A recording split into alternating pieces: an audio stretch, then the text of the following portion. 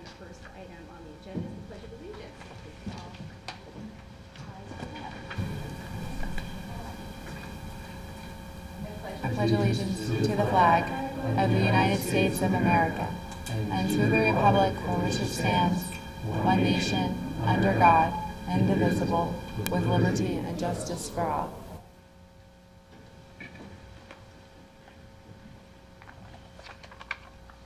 Thank you. And now we'll move to announcements. And we'll go to our manager, Centrise Martin, for instructions. Thank you, Madam Chair, and thank you to members of the board, staff, and the public for joining us this evening for the May 2nd regular meeting of the Board of Supervisors. The May 15th regular meeting for the Board of Supervisors. This meeting has been properly advertised in accordance with the Pennsylvania Sunshine Act as a hybrid meeting with the option to attend virtually and in person here in the main meeting room. If you are in attendance virtually using the Zoom platform and wish to speak on behalf of an agenda item, please say your name, municipality of residence, and the topic you wish to speak on when the chairwoman calls on you. If you are attending in person with us this evening in the main meeting room and wish to speak on behalf of an item, please address the board at the podium and state your name and municipality of residence and the topic you wish to speak on. Prior to commencing the meeting, I have a few short procedural items to cover. First, members of the public attending using Zoom platform are asked to remain muted during the meeting to prevent any ambient noise from disrupting the meeting. If a member of the public is acknowledged by the chair, they may unmute their microphone for the question or comment. Secondly, board members are asked to indicate their name when motioning or seconding a motion so that the minutes may accurately reflect the action that is taken. And finally, a roll call of the Board of Supervisors will now be taken to ensure that all members can hear and interact using the Zoom platform. Please indicate that you are here when your name is called. Ms. Strickland? Here. Ms. Stevens? Here. Mr. Thompson? Here. Mr. Gracie Griffin? Here. Ms. Denneny? Here. Thank you. Madam Chair, you have a quorum. Thank you. And at this time, I'll also announce that we have an executive session on May 10th on land acquisition and personnel. And now we will move to our first proclamation. Following the proclamations, we will take about a 10-minute recess to allow anyone to leave that wishes to. First, under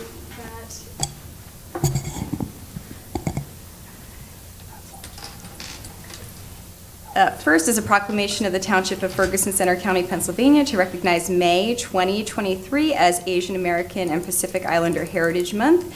And I want to recognize our guest, Nalini Krishnan-Kudi, a State College Borough Councilwoman. And if you would like to come up to the podium at this time and share any comments you have and introduce any guests you've brought with you.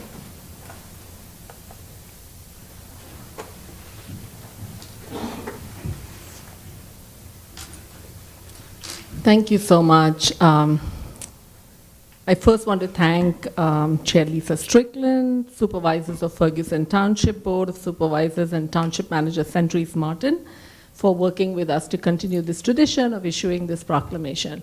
I also want to acknowledge Sandy Fong and Grace Chang, who are both residents of Ferguson Township and members of the Panapita Circle who are in the audience with us today. So, as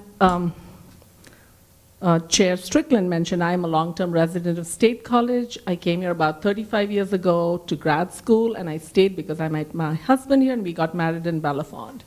But State College and Center County became home, mainly as we raised our daughter here and also served in many capacities, including right now in local government. What I want to say is the 2020 census, it estimates that there are over 11,000 APIDA residents or Asian Pacific Islander Desi Americans living and working in Center County. They're about 6% of the population, the largest racial minority group locally. In Ferguson Township, that number is about 16%. And so I want to thank all of you for truly seeing the APIDA residents in Center County and Ferguson Township with this proclamation and declaring May as Asian Pacific American Heritage Month. And it makes me so proud to say that in our community, you are joining College and Patton Townships, State College Borough, as well as Center County in issuing this proclamation. Thank you. And so in addition to my personal thanks, I also want to thank you on behalf of our community group, the Panapida Circle, which I know many of you know, was formed in 2021 to counter increasing anti-Asian hate.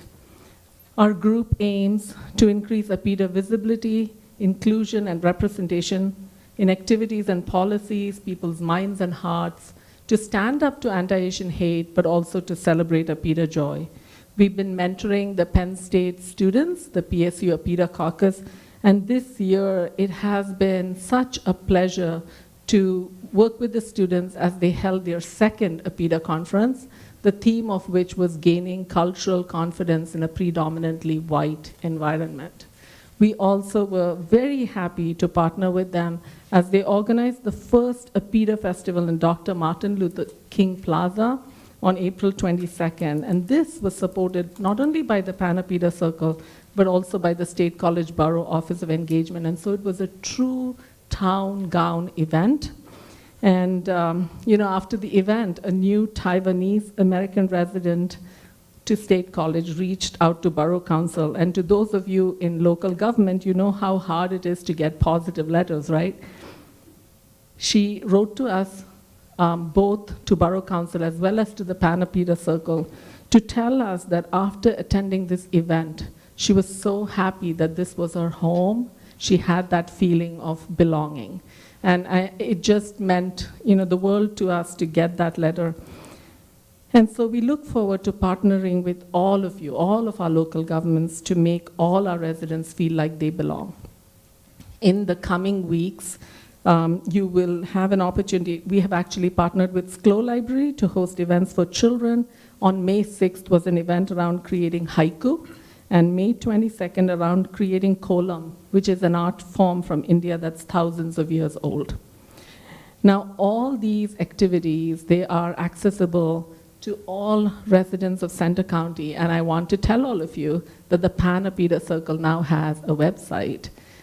It's panapidacircle.org. We also have an active Facebook page and an Instagram page, the architect of which is Sandy Fong, right there. And it's at Panapida Circle. So we encourage you to like the page, follow our Instagram, and you'll get access to all these activities. We invite everyone in Ferguson to explore these opportunities. They highlight the journeys and experiences of the local APIDA community and also our statewide and nationwide communities. Thank you for collaborating with us in the past, especially on the How to Report Hate Bias postcards that have been translated into multiple languages. If we can work with you to increase the reach of those postcards in some way, please let us know. We'd be happy to work with you. The local APIDA community is diverse. We have students, we have long-term residents. We have fifth-generation Americans and recent immigrants. We have people who are very fluent in English and those who need language access help. So we'd encourage you to look at this community not as a monolith, but to disaggregate the data. Consider them when you're looking at local policies, and we look forward to assisting you in any way possible to create a more inclusive community for all residents, both in Ferguson and in Center County. Thank you so much. Thank you so much. And now I will read our proclamation. This is a proclamation of the Township of Ferguson, Center County, Pennsylvania, to recognize May 2023 as Asian American and Pacific Islander Heritage Month. Whereas in 1992, Congress first officially designated the month of May as Asian Pacific American Heritage Month to recognize and honor the significant contributions of people of Asian and Pacific Islander heritage to the development, history, culture, and achievements of the United States.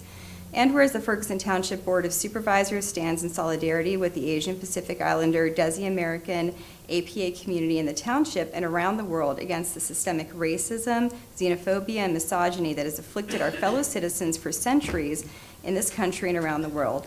And whereas according to the United States Census Bureau, the APA population in Ferguson Township exceeds 15% of our citizenry, and whereas some residents of Ferguson Township are recent immigrants and others are first, second, third, fourth, or fifth generation Americans, and whereas APA residents make immeasurable contributions to the Ferguson Township community through their support, creativity, enterprise, and skill, And whereas Ferguson Township, by adopting this proclamation, commits to making our community a welcoming and inviting place for APA residents, business owners, visitors, and students.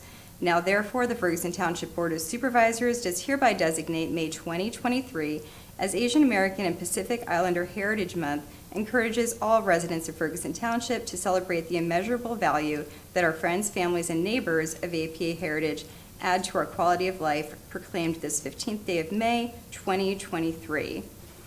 And I'll ask for a motion to adopt. I'll move that we adopt the proclamation. This is Patty, I'll second. Thank you. Any other comment? Just thank you so much to our guests for coming, and we're pleased to be able to have this proclamation again this year. Thank you so much. And all those in favor, please say aye. Aye. Any opposed? Any opposed, say no. Thank you. Thanks all very much. Okay, and we will move on now to our second proclamation. This is a proclamation of the Township of Ferguson, Center County, Pennsylvania, to recognize the Ferguson Township Police Department for outstanding achievement, led by Detective Caleb Klaus. And I'd like to welcome Detective Klaus and invite you up to the podium. And if you had any words you'd care to share, this is an opportunity to do so, and if not, don't feel obligated. Share a few words, I suppose. I appreciate the proclamation. It feels good to help, and I think that's what every police officer wants to do at the end of the day. I remember when I was hired, and part of the interview questions are, why do you want to be a police officer? And I said I wanted to help, and being a part of this is, being able to help a victim and their family get justice. So that was really important to me. The first thing I did when I was assigned this investigation was I prayed. So I really wanted to give glory to God for guiding me through this. Although I'm the recipient, a lot of hard work went into this before me. Detectives had this case before me. I worked with the Attorney General's office. It was a team effort. It wasn't just me. But I think it was a combination of hard work, time, and a new set of eyes. I think that's what it really boiled down to. Thank you all for the recognition and the kind words. I appreciate it. Thank you so much. And now I will read our proclamation. And this is a proclamation of the Township of Ferguson, Center County, Pennsylvania, to recognize the Ferguson Township Police Department for outstanding achievement, led by Detective Caleb Klaus. Whereas the Ferguson Township Police Department is an integral entity that serves the community and is tasked with ensuring the peace and protection of residents, visitors, and students. And whereas Ferguson Township Administration allocated resources with the specific goal of working on unsolved cases. And whereas Detective Caleb Klaus was chosen to focus solely on solving cold cases. And whereas success in solving the case relied on a strong support team, which included Ferguson Township Police Department and members of the Office of the Attorney General. And whereas the investigation required countless hours of reviewing evidence, investigating tips, following leads, conducting forensic and ballistic investigations, and conducting interviews with acquaintances and suspects. And whereas specialized trainings along with extensive preparation and consultations with trained professionals were key in ensuring proper and successful interviews. And whereas the exceptional detective work done to solve this case serves as a testament to the importance of the utilization of resources, collaboration, thorough investigation of the smallest of details, and an overall passion for upholding the law and serving justice. Now therefore, the Ferguson Township Board of Supervisors does hereby express sincere gratitude to Detective Klaus, the investigative team, and the Ferguson Township Police Department for solving this case, whose dedication, thoroughness, and drive to find answers resulted in the serving of justice where it was due. Proclaimed this 15th day of May, 2023. And I'll now take a motion to adopt. I move that we adopt the proclamation. Thank you. In a second. This is Patty, I'll second. Thank you. And I'll see if the board or chief has any comments they'd like to share at this time. The board first?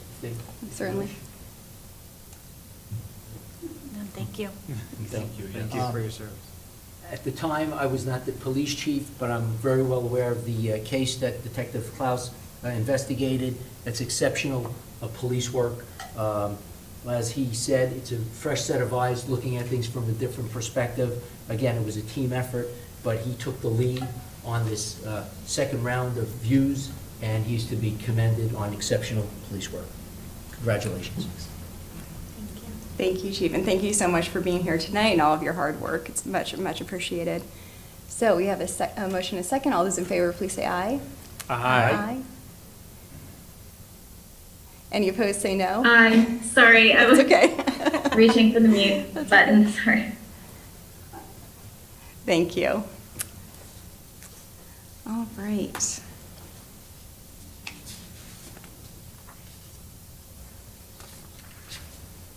Okay, and moving on.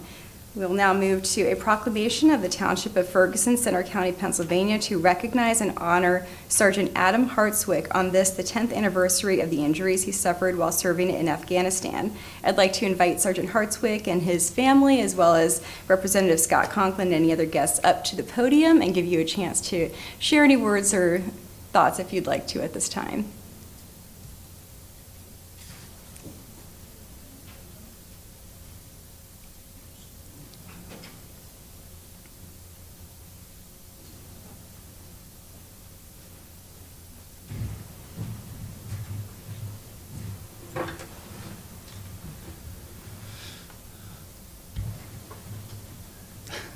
Got the whole team here.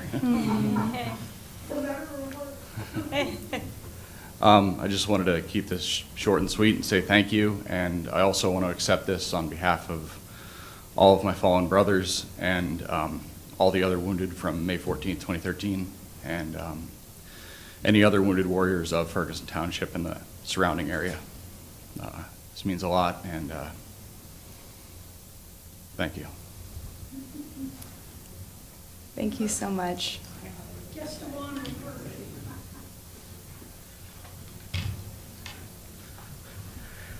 You know, there are very few things in life that you can actually say has changed your life. And Adam's one of those individuals. I don't think he realizes how much what he's doing means to someone like myself. You know, I was telling him, you know, my wife was a field medic in the Army for 6 years, but I saw so many brothers come from Vietnam, 69, 70, who went through what Adam went through and never recovered. Were never able to move on. And by seeing Adam recovering and not only moving on, but excelling, married, moving on with his family, carrying the memory of his brothers with him, and at the same time knowing that the life he lives is that life is for everyone and more. And I just want to tell him one more time, thank you. But remember, the life you live now is your life. Enjoy it.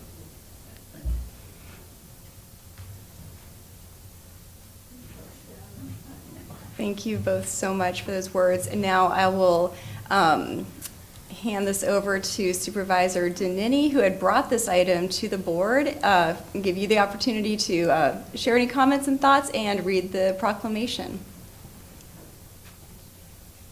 Oh, thank you. Thank you so much, Chair. I'm thankful that that Adam, his wife Sarah, his mother Morgan, his maternal grandmother Martha Hummel, and possibly others I cannot see in the room, were able to be with us tonight. As we as a community give thanks and recognition for the service of Adam and his fallen brothers in arms, Sergeant First Class Jeffrey Baker, Specialist Mitchell Darling, Specialist William Gilbert, and Specialist Cody Taus. I wanted to just thank the township for making a moment for us all to come together as a community and recognize this service.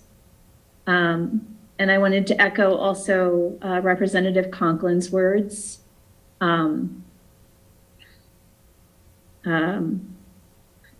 To be able to recover and then serve as a role model for others is such an amazing accomplishment every day. And is really just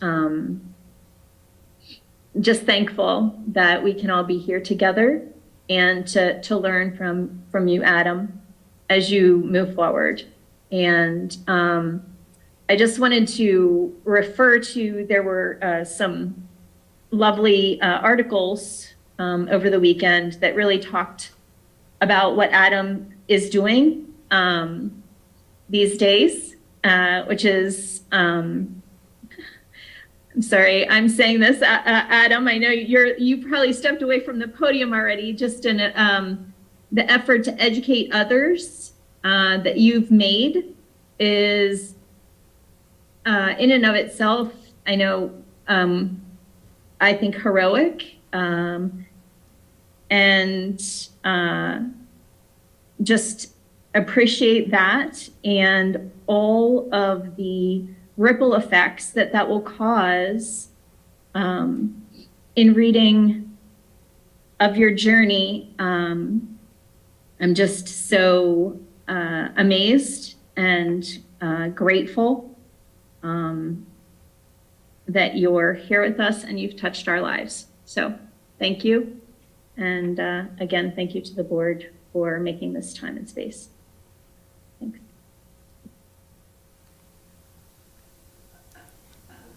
Thanks. Laura, did you want to read the proclamation?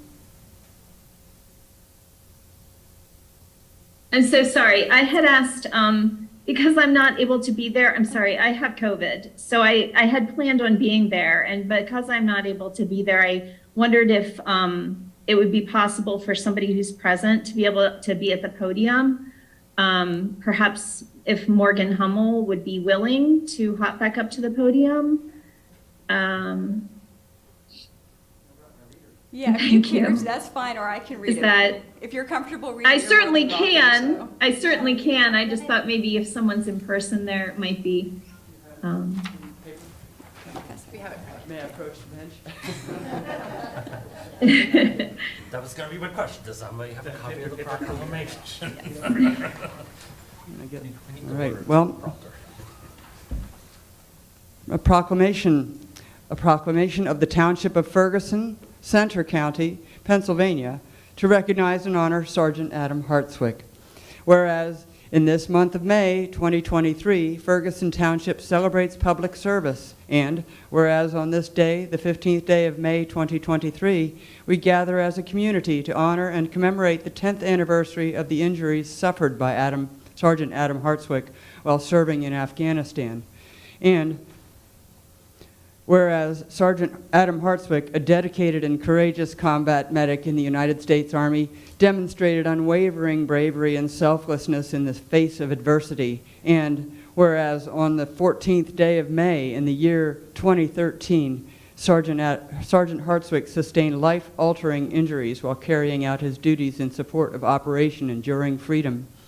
And whereas, despite the hardships he endured, Sergeant Hartswick has shown exceptional resilience, determination, and an indomitable spirit, inspiring his community and nation. And whereas his journey of recovery has been marked by the remarkable strength of character, unwavering perseverance, and an unwavering commitment to personal growth, becoming a beacon of hope and inspiration for individuals facing their own challenges. And whereas Sergeant Hartswick's spirit and dedication to serve have extended beyond his military career as he has continued to contribute to our community through his involvement in various organizations and his advocacy for rapid response trauma training and hemorrhage control.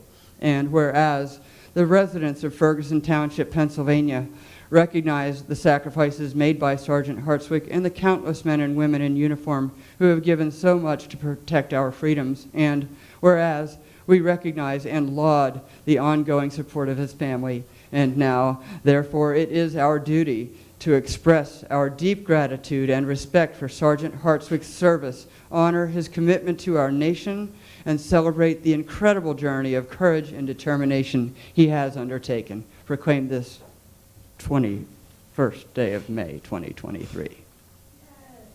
Thank you. Thank you, Morgan, for reading that. And I'll take a motion to adopt. I move that we adopt the proclamation. I'll second that. Thank you. And I'll give the opportunity for others to make comments at this time. And start with you, Patty. Adam, I just wanted to say thank you. The proclamation really kind of sums it up. You really are an inspiration. I know there was a time where it felt like life stood still, and you got up and you came back. So thank you. Thank you. I'll go to Jeremy and Corey, comments. Say thank you as well. Yeah, thank you for your service and your sacrifice. And Laura?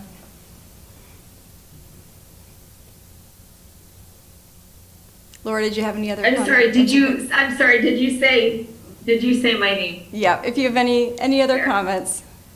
Thank you. No, I agree. I think that the proclamation really summed it up. And just I'm thankful for this opportunity to have come together today. And also through this, I don't know, just seeing how really small the world is and how we're all connected through this journey. And again, just happy that we can be here to get today together, and that Adam is able to carry on with such achievement that he has. So thank you. Thank you.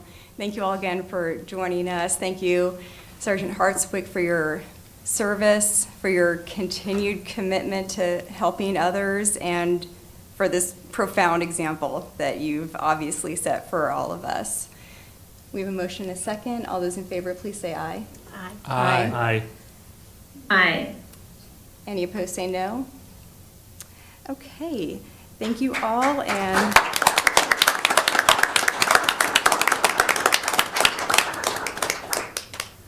thank you all so much. We're going to recess for about 10 minutes right now, and then we will be back on to continue on with the meeting. Thank you.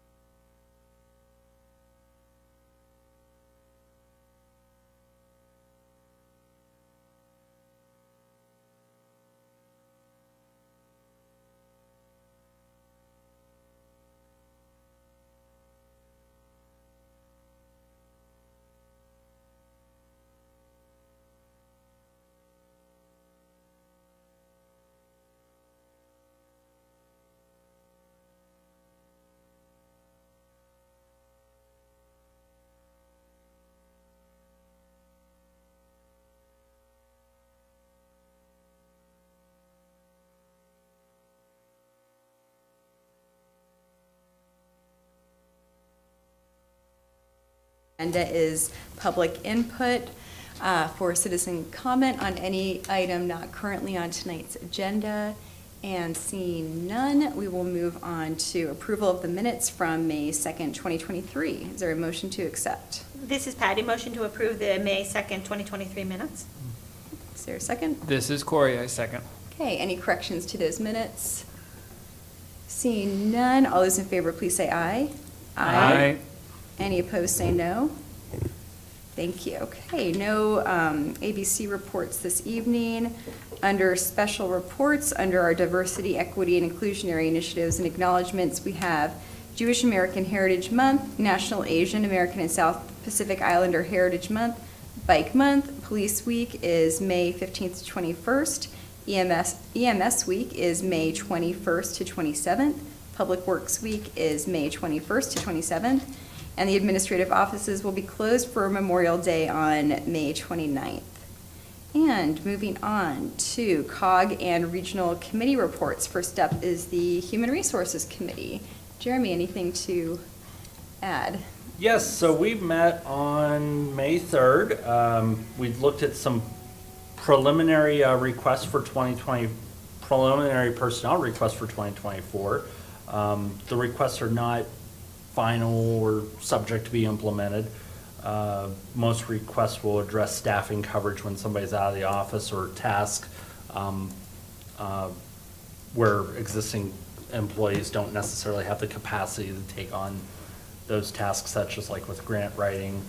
And the CRPA is looking to possibly hire an AmeriCorps position for sustainability. Somebody did mention about interns, and the one downfall with interns is sometimes they're usually only available for a semester, whereas this job would require a full year commitment, and that's one way to bridge that. We were given a draft final report provided by GovHR in the classification and compensation study update. And another one, I think your Ms. Stevens' public safety report might hit on this. We were given attention to the fire and code agencies are looking to explore the possibility of a shared full-time position that will support public safety inspections and fire response within the region. So. Thank you. Questions on that report? And seeing none, we'll move to the Land Use and Community Infrastructure Committee. This was a joint meeting with the Center Region Planning Commission. And there was a lot of information in the agenda, so I'll just highlight that we received an update on the Red Cap report, and I did ask for the data behind some of those graphics that you'll see in there so that we can have some of those raw numbers about where they, what they had seen to put those graphics together. Review the draft of the RGB and SSA implementation agreement. That's something that we had seen a presentation on here, and just another status update on the update to the comprehensive plan. If there's any questions on that, I can take them. And if not, we'll move to Climate Action and Sustainability Committee. Oh, cancellation notice. Okay. And Public Safety Committee, Patty. My report is in the agenda, and if you have any questions, I'm happy to answer them. Thank you. Questions on that report? And seeing none. Facilities and Finance Committee, Laura.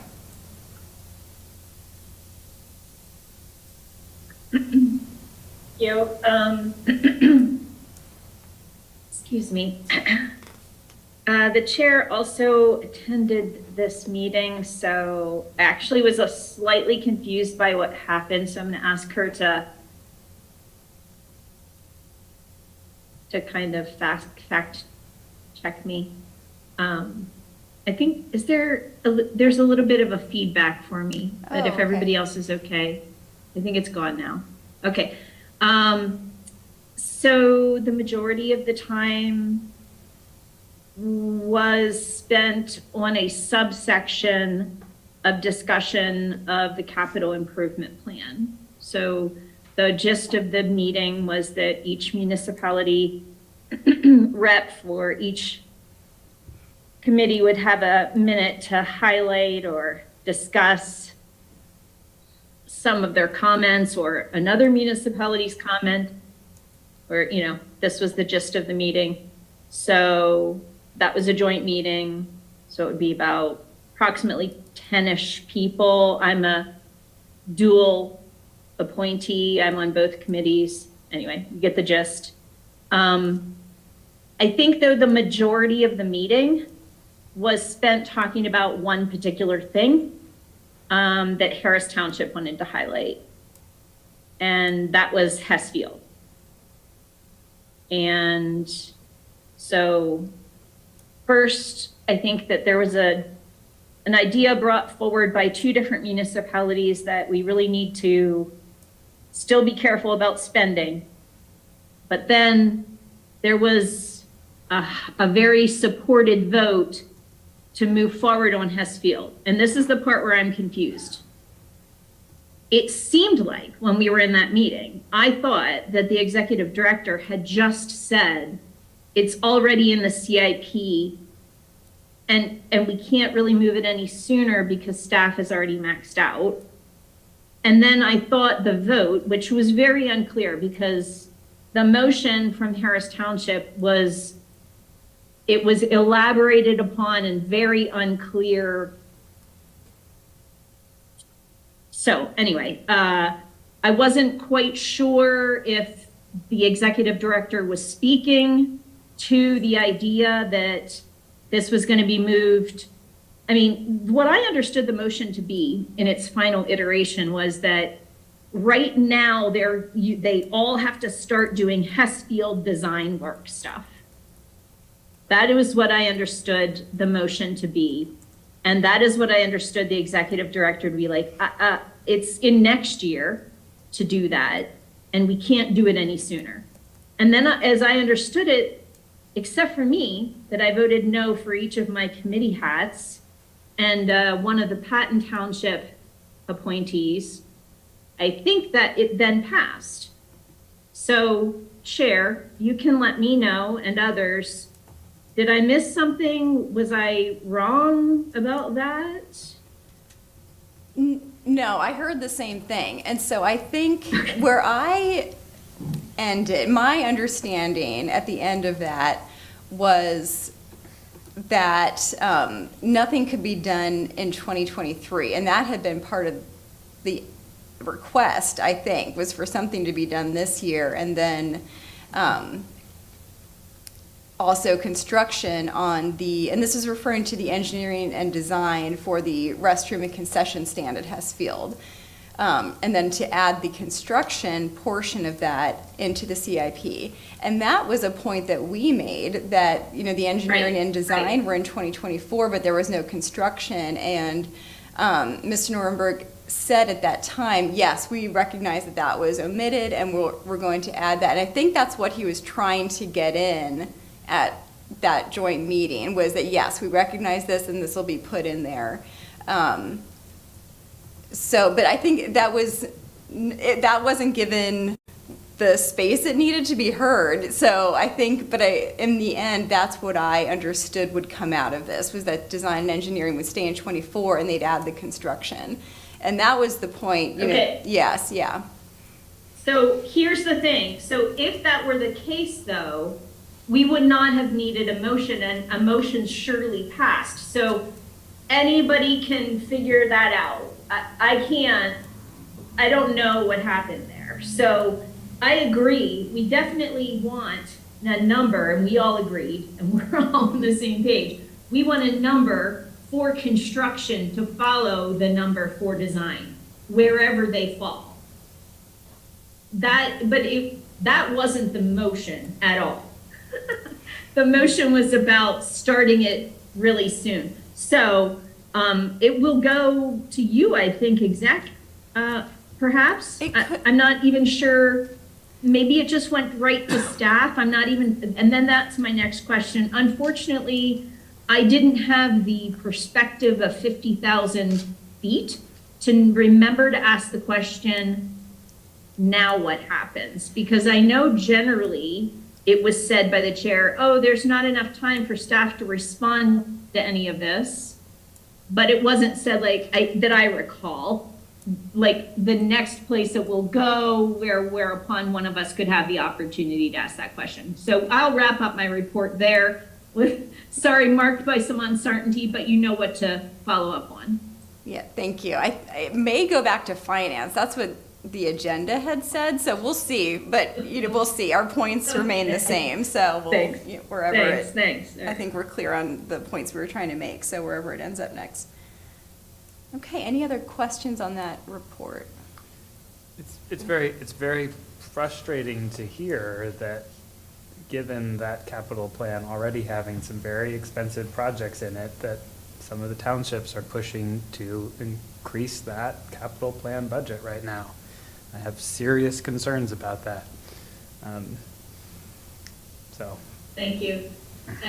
It's been confusing for years now, because to me, it has always seemed like a fair amount of elected officials say how concerned they are about the costs, and kind of sometimes in a little bit of a blamey way, and then turn around and like within a hot second are like, but let's do this. And I mean, I've been there. I'm not just pointing the finger, but like we're all as a group in there, many of us. So when we're all doing that together, it gets really expensive really fast. I should also say that the kind of the narrative that it was presented there, which I think really deserves a lot of discussion, critical thought, was something like, Hestfield's phase of the master plan hasn't even been done yet, but the Oak Hall and the White Hall have. I did mention the White Hall was pared much back. I think we all, I don't know, I think I've heard people say the numbers are so outdated for all of the master plans, and we've done all this study, and there's maybe new opportunity, and before we do huge investment, maybe you should take a look-see. And also it was brought up, and we've talked about this in Ferguson with our Fairbrook Park, there's not a sewer opportunity there like at other parks. So this could be like pushing to, design. Well, that's a meaningful thing, and not that we in Ferguson can't learn from it at Fairbrook. It's, take a breath, everybody. If we don't want to increase costs, if we have all this new data, if there's questions about design, let's maybe talk a little strategically. So thanks, Corey, for your comment. If you can bring that to others that want to speak that language, that's good.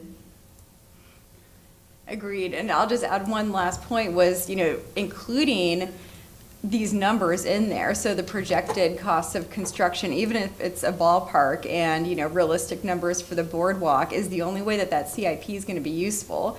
And if we commit to something in 2024, like engineering design for that concession bathroom, we're essentially obligating ourselves to something that's not in the CIP then, at least within 2 years. So it's, it's not giving us the full picture, and it's not committing funds to it at that point. It's not, the budget. So it's a CIP, it's a planning document, and it needs to be a useful tool, and not having it complete limits us, and that's what brings on those, multi-million-dollar expenditures that weren't planned for. Thank you. That's a really good point, and that did also come up about the idea of it's going to be imperfect, but the totals, the snapshot totals of planned investment over the next 5 to 10 years is actually staggering when you start to think about it, and putting it on one piece of paper would be extraordinarily useful for us to be able to wrap our brains around it and be able to be more strategic about it. So, yep, that's also very true. Thank you. Agreed. Other comments on that? I think I'll share one last concern, and I'm not quite sure how to address it, but despite the fact that we have a much larger share of the cost of all of these parks, we have the same amount of vote as smaller townships. That is not making a lot of sense to me at this point. If the smaller townships who participate in the Center Parks region can outvote us when it comes time to pay for things, that seems not, seems like something we should address. Right. When we are at least the largest financial stakeholder in these regional parks. I agree. Thank you. That's a really good point to make. Also, especially in the context of us having just completed our RPO's plan and been determined that we are meeting the vast majority of recreational needs.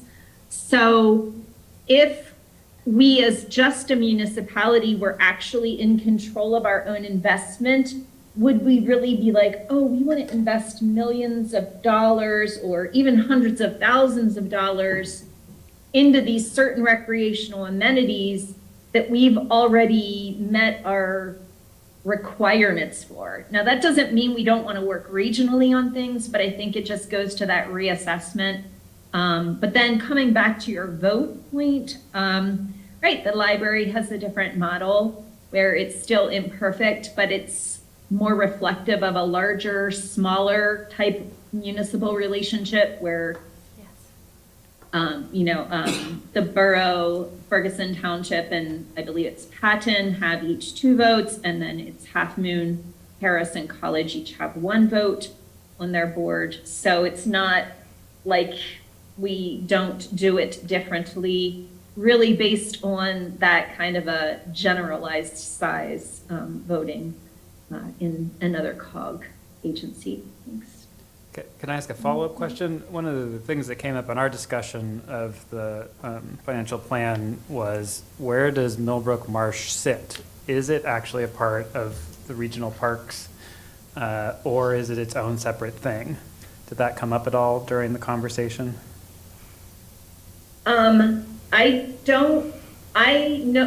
No, not to my knowledge. I think that in the past, we have discussed the defining what is a regional facility question, and it was politicized and difficult at the time. And I don't think so when I hear that question of, is it a regional facility, I remember that discussion. I don't know what to say in terms of that, but I will say that both Millbrook and the Active Adult Center have very different trajectories, births, as a COG program. And so you have to look through all the historical documents to really understand, but the advisory body is a very significant governance body with Millbrook Marsh. And the Active Adult Center was, I believe, came out of a commission. I learned these things through the comp plan effort, but now here, are we having the conversation, is Millbrook Marsh a regional park? I don't hear us having that conversation. And I would maybe try to shift it into an operational question of, what does the governance structure of that look like? Does it look like the others right now? And are we going to try to make it look the same as the others on the other side of the governance effort? Or is it going to always be a unique thing? And then how do we handle that within our structure? So it's not a small question. I asked the question, I finally actually drew the connection of why I was so confused by not wanting to put a funding question in our outreach about Millbrook Marsh, and then the CIP. And it was because later I worked out that there's no way, if we don't have a plan right now, that we can put out to people and engage and already be working on it. If we don't already have that fundraising plan right now and the way that we're gonna do it, there's no way possible that we would ever be able to meet the demands of the CIP, the 222, that we saw in 2 years beginning. Because if you look at the Millbrook fundraising effort we did for the education building, I believe, and I don't remember exactly, but something like, I don't know, did it take us 3 or 4 years? And it was like, what, 2.9 million, I think? And it was a really dedicated effort. I'm not sure, those numbers could be wrong, but I think I'm ballpark right. Anyway, my point is, if that's the case, it's not realistic to think that that's going to happen unless there's a plan right this minute. So, sorry, it's one final detail, but the CIP and the big expense of Millbrook Marsh. Yeah, I think for me, my concern is that it uses the same participatory funding model as the park system right now. And if it's not considered a park, then I would like us, when we're at COG, to discuss having a different funding model. And I'd like to be, I'd like to have that conversation. Because Well, without more evidence. If you want to have, if you as a board, I mean, if we as a board want to have that conversation, that specific conversation, we would want to make that, I don't know about a motion, but we would want to make it officially known to the COG that we'd like to have that specific conversation. So. I would support that. I'd support you folks as well. And that was in our. Do you want to? Yeah, I was just going to say, that was in our comments as well, that question, I think, which got sent back to whoever. I think part of the problem at this meeting was that those comments hadn't all been received, and so they weren't reviewed in total, all the different municipal comments. And so it was kind of here and there, people just making their comments. Before we go to this last thing, I'll just say several good points that were raised were including a voting structure with the funding formula discussion, and Laura did raise at that meeting, reevaluating the funding formula and looking at the voting structure, I think is important, as well as, you're exactly right, there's an advisory committee at Millbrook Marsh, which is very different than how the other park assets operate, other than, the library. So it's, it's looking at it individually and then within the system, I think. And then just thinking about, you're exactly right, the timing of that fundraising effort for the education building. I'm trying to think about how long that did take. It was several years that it took to raise, what was it, in the end, 4 million maybe, something like that. So it's, these are all valid points to raise, and I think there's appropriate places at each of our various committees to raise those same points. But to come back to raising it, I mean, this is something that, you all could charge me with bringing to the executive committee to create an agenda item, or suggest an agenda item, bring it to discussion at the executive committee to discuss, and how are we going to word this, to discuss the organizational structure, authority, and funding formula for Millbrook Marsh as a standalone entity, or if it's part of, the regional park system. So establishing that, and I can bring that, I guess we meet this week. I'm not going to try to open it right now.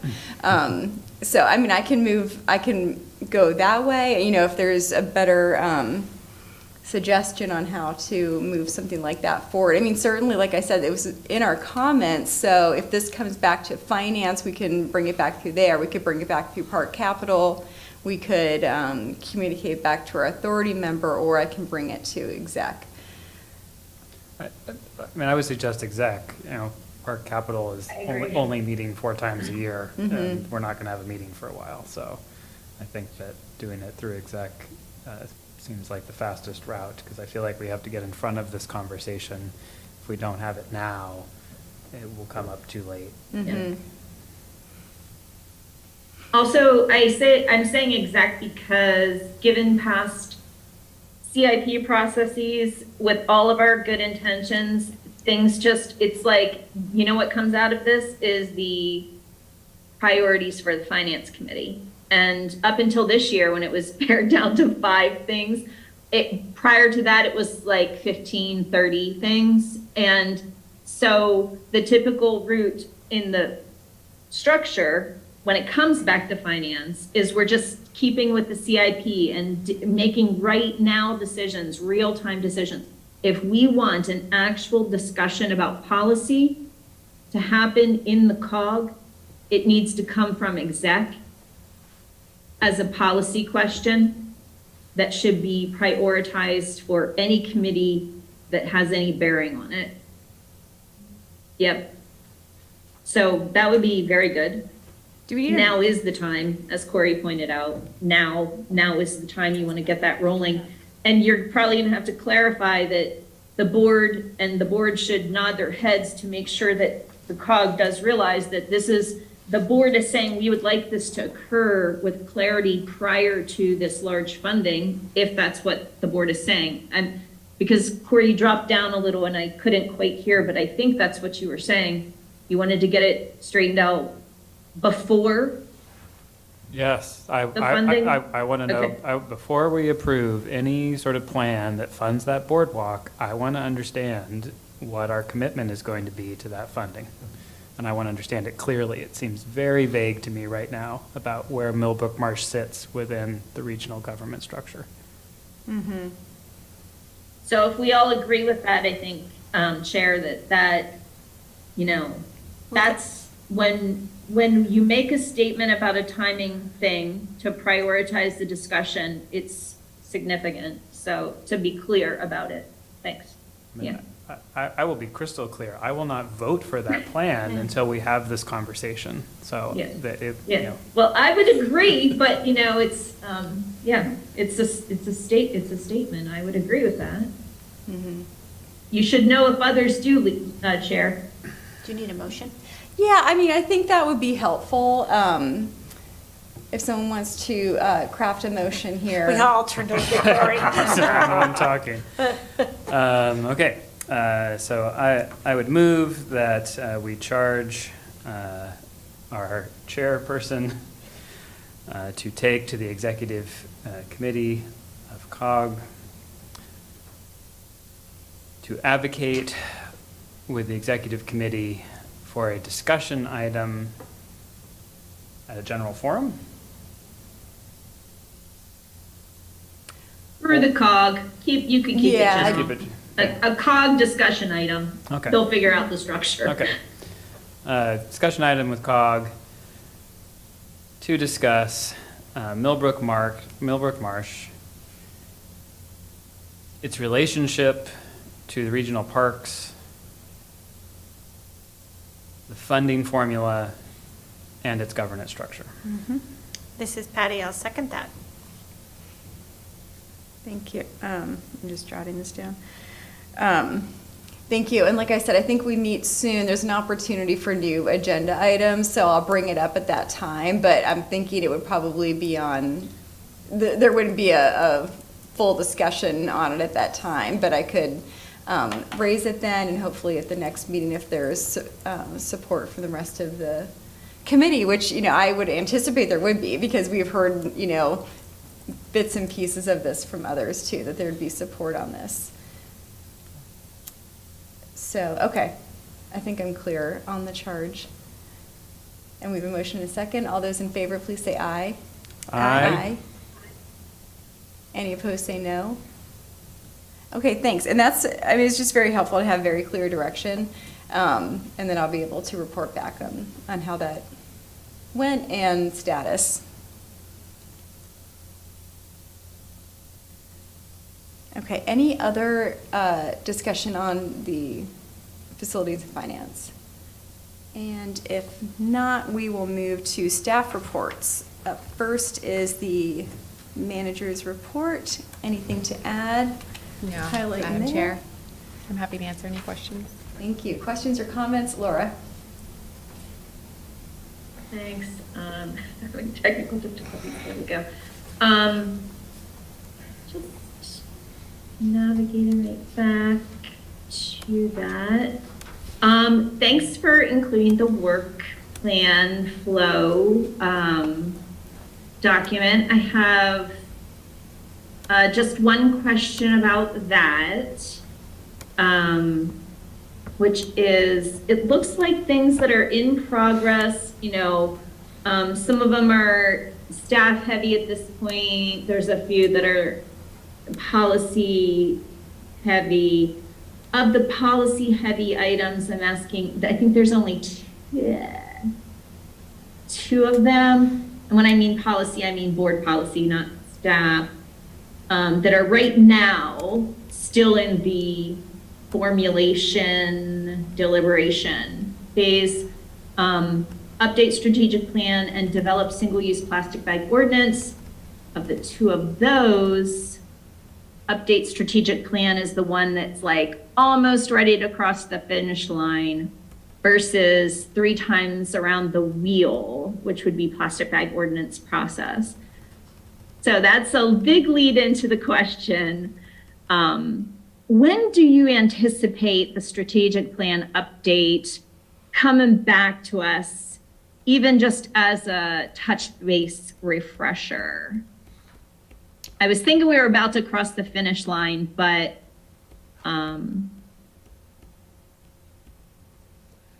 Yes, thank you. So, and then, okay, go ahead. No, Thanks. I was just going to acknowledge that the Assistant Township Manager and I, we reviewed the priorities, and that is an item that we do have on our list, and I can't give you an exact date, but I will just share that that work has been something that's been ongoing and unfortunately has not been something that has quite made its way to the finish line. But we do. I totally understand, and it's been a long journey on that one, and we all kind of, we share part of the journey, part of the responsibility for that, I guess. That's been a difficult one for all of us, but I just kind of wanted to maybe just put a thought there, like, the better is the enemy of the good, and we did have that idea that emerged about one way to manage that would be to put a lot of it in an appendix, so we didn't have to kind of do a lot of the policy deliberation and stuff right now, and we could kind of, because there were so many supervisors and public involved with all of that. I mean, it was like, did we go through 4? I'll be the 5th, 6th, I don't know, supervisors. And then, some people would say to me, oh, that's a bad thing. Oh, and I always thought, no, it's great because we just have all these voices of all these people that care about their community and they've been listening, and there's a reason why they want to give voice to this. So, that idea of that appendix was good in terms of like a workflow, making it easy on all of us, and also keeping all those voices captured. So I just wondered if it would be at all helpful, again, no putting you on the spot, but maybe think about that as being a helpful strategy. Like, we could put a lot in the appendix. We could all kind of, as a board, this group, maybe check that box while I'm still on the board, and you don't have a whole new person. Not that that's a bad thing, as aforementioned, that's a great perspective, but when you're doing that strategic planning, maybe adding a new voice in and having, the 3 appointed. Again, not that that's a bad thing. So that was just one thought, and I appreciate that you have so much on your plate, so no pressure at all. The other thing, thank you so much for including that letter from the Half Moon Township Board of Supervisors. Looks like they had met May 11th to talk about a funding formula for financial support of the EMS, and we've talked about that EMS serving Ferguson Township. We, in fact, give some dollars to it in our budget. And my question when I read their letter was, do we think that 5% assumption that they're giving there is actually going to be less than our voluntary contribution to them that we've been giving? Do you have any kind of a sense, Manager Martin, on any movement that's happened since then, or have any other supervisors been approached about this, or just like, this is like they're part of a cog, and now they're asking us to bridge, which I'm not opposed to, but I would want to talk to our COG about how our COG also could consider supporting EMS. Like, it's a good time to maybe open up that conversation to large COG. So, Manager Martin, any other movement on this letter since we received it? Thanks. Thank you. That's a great question. I received another correspondence from the individual, Mr. Brett Laird. I understand that Half Moon Township did meet. They do identify the 5% being coverage. At this point in time, I don't have data to verify that. I've met with Scott Roston, the director of Center Lifelink, and they have captured significant data. My meeting with him was a few months ago. It may have even been at the end of last year. It was shortly after the announcement of Port Matilda EMS publicly announcing their operational concerns. So at this point in time, I will continue conversations with the chair to identify when this might be a conversation in front of the Board of Supervisors. I'll also acknowledge that that data collection is something that I'm pursuing, how we collect that to ensure that it's accurate prior to the discussion coming to the board. I'll also add that in public safety, I think his name was Scott Woodring from Port Matilda EMS, has said that they are just now getting together to put together a board of directors. I think there's a more solid plan to engage in fundraising, et cetera, for Port Matilda. So I think there are some things that are moving in the right direction, particularly for the EMS service there. Good. Okay, any other questions for the manager? Okay, and the Public Works Director report is included. I don't see him on, so hopefully there were no questions. Well, I just wanted to, I did. In his report, he talked about it's the open period now for stormwater, if you want to get credits, et cetera. And when does that end? When is that? I don't have the exact date in front of me, but I believe that we usually have it open for 2 to 3 months, but we'll do an e-news story and we'll have those dates published on our website this week. Great, thank you. Thank you, good question. Okay, and Planning and Zoning Director report is also included. Any comments on that? Seeing none. The police chief report is included. Anything you'd like to highlight from that? Nothing to add, more than happy to answer any questions. Thank you. Questions for Chief Petrick? And see none. Okay, thank you. Moving on, no unfinished business. Under new business, the first item is the consent agenda with 7 items. Did anyone need to pull any of these items from the consent agenda for discussion? Okay, seeing none, I'll take a motion to approve. This is Patty, motion to approve the consent agenda listed in our agenda. Okay, is there a second? I'll second that. Thank you. All in favor, please say aye. Aye. Any opposed, say no. Okay, thank you. And moving on, next is a public hearing on a resolution of the Township of Ferguson Center County, Pennsylvania, certifying provision of local match for state operating and capital financial assistance to the Center Area Transportation Authority for fiscal year 2023 to 2024. I'll go to Ms. Barton. Thank you, Madam Chair. Provided with the agenda is a copy of the resolution establishing the township's contribution to Center Area Transportation Authority, also referred to as CATA, for operating funds in the amount of $137,248 and capital funding in the amount of $18,595 for the CATA fiscal year beginning July 1st, 2023 and ending June 30th, 2024. Correction to the narrative. Contributions for the 2022 and 2023 CATA fiscal year are also provided in the narrative that you'll see in the agenda, provided with the agenda as a recommended motion for the board's consideration. Thank you. And this is a public hearing, so I'll first open the public hearing and ask for any comments from the public on this item. And seeing none, I will close the public hearing and ask for a motion.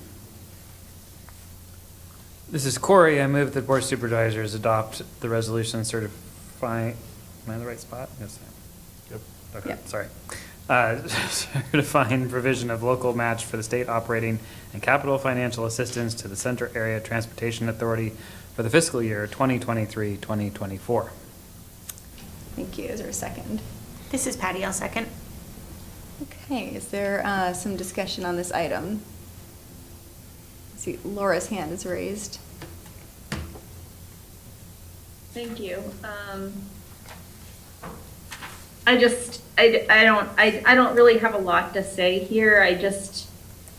I wonder if there's going to be a review of the funding formula or of CADA, or I think there are more changes are coming out, and we're doing our match right now.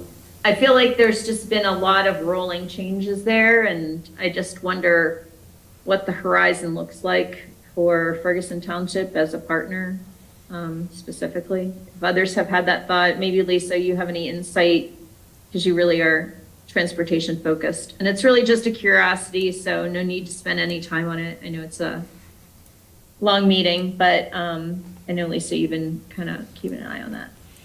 I have the same more comment that I hope that when this is reevaluated, my understanding is it is going to be evaluated, and I'll finish my comment, then I'll go to Centrise for additional input on this. My understanding is it is going to be evaluated, and I'm glad of that because so many changes in service have occurred, not the least of which is our loss of a lot of routes, particularly in the western end where there aren't active routes. But then the addition of CADA Go, so how is that factored into the formula, and is it at this point? So we'll go to Ms. Martin for anything else you want to add. Thank you. So the former executive director, Luana, she had actually emailed the member municipalities of CADA last year and recommended that a committee convene with the managers and start discussing the formula that was last approved, which was several years ago, referred to as the Miller formula, which is actually, as mentioned, outdated, and it's based on the CADA services, particularly with the traditional model with bus routes. And as we see CADA Go and other models evolving, the Miller funding formula is no longer effective.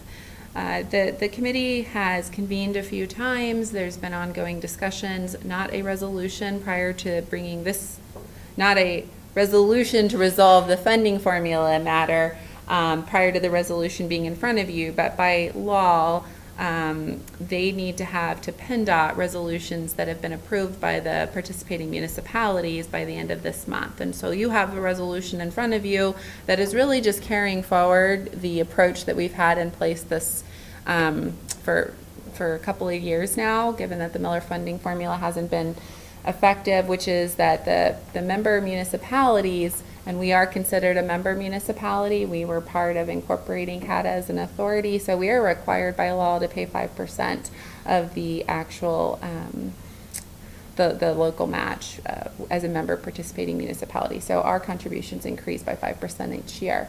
And then there are contracted municipalities, and they're not required. They could actually withdraw their participation and not make payment, which would subsequently increase the member municipality's contribution.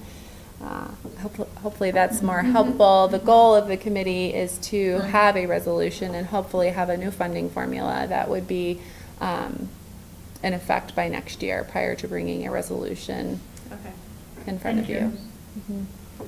Thanks. Okay, good question. Other comments on this?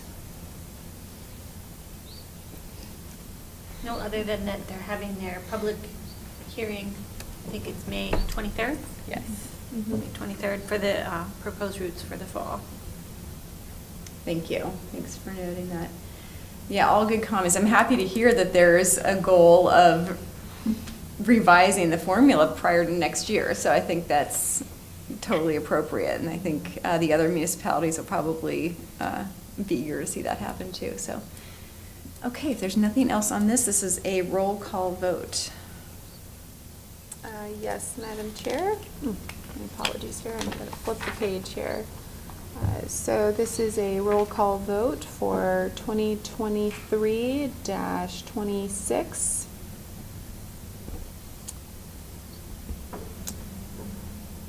Ms. Strickland? Yes. Ms. Stevens? Yes? Mr. Thompson? Yes.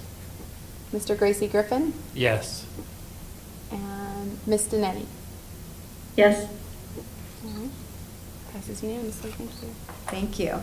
Okay, up next is a public hearing on a resolution of the Township of Ferguson, Center County, Pennsylvania, authorizing the filing of the grant application to the Appalachian Regional Commission, ARC, for funding administered through the Area Development Program for an economic development plan that strengthens the township's infrastructure, businesses, and workforce. And that is Ms. Martin again.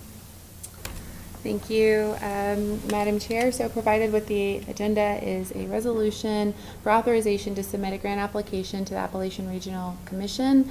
This opportunity is a grant match to obtain a consultant for assistance with design and development of a master plan pursuing economic and enterprise strategies that would promote economic diversification from within the township. And the Appalachian Regional Commission administers the Area Development Grant, which relies on a flexible bottom-up approach to economic development, empowering communities to design impactful investment opportunities that support their mission and investment priorities. Provided with the agenda is a narrative, or excuse me, is a recommended motion for your consideration. Okay, thank you. And this is a public hearing, so I'll open the public hearing at this time for comments from the public on this matter. And seeing none, I'll close the public hearing and ask for a motion. This is Patty. I move that the Board of Supervisors adopt the resolution and authorize the township manager to file a grant application with Appalachian Regional Commission. Okay, do we have a second? This is Corey, I second. Thanks. And discussion on this item? Laura, go ahead. Thank you.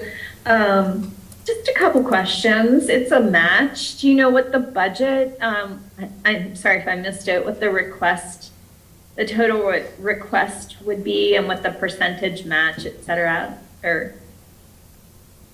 Yeah, that's a great question, and that's something that we would really learn as we are preparing and submitting the RFP. And as we continue to do this work, we're looking for cost estimates to include in the operating budget for 2024. Okay, I have a couple more questions because I'm not sure if I understand the process then based on your answer. So this is a grant application to the Appalachian Regional Commission to fund an RFP for a consultant. Mm-hmm. Is that correct? Yes, that is correct. So the grant, Okay. yeah, the grant is to offset costs to obtain or to retain a consultant to assist with the like a comprehensive master plan for economic development, growth, innovation for Ferguson Township. And so those costs, we're still exploring this. There was a meeting held with Betsy Lockwood. She's a coordinator working with the, I can't think of the agency right now, I apologize. And so we're still working to identify what the cost would be for this type of a project, at which point a discussion would be had with the board. If we're able to move this forward in 2023, then of course it would come back in front of the board to identify what the cost, and if the board wanted to approve that for in the operating budget of 2023. Otherwise, we would go ahead and plan to budget for this in 2024. It's an opportunity that we were not necessarily planning on, but as we all have been hearing from different organizations, agencies in the state, there is funding available for various projects, and we don't want to miss the opportunity to submit to offset the cost for this opportunity to do comprehensive strategic planning for economic development in the township. Yeah, thanks. I mean, I was excited to see it here, but it did like, oh, surprise, there it is, kind of pop up. So I'm intrigued by it. I do have a few other questions because I'm not that familiar with the Appalachian Regional Commission and the work that they have funded. And I wonder if there's already a vision of how the Economic Development Agency, CBICC, would be involved with this, or if this is, like, how much strategic thought has been put on into driving the RFP, because it's kind of policy heavy. And this is a unique process. I've not been through an economic development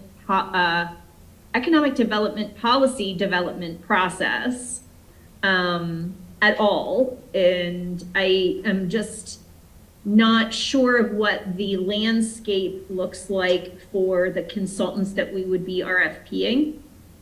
You know what I mean? Has the commission given you any context on that, or any kind of understanding of what that landscape consists of?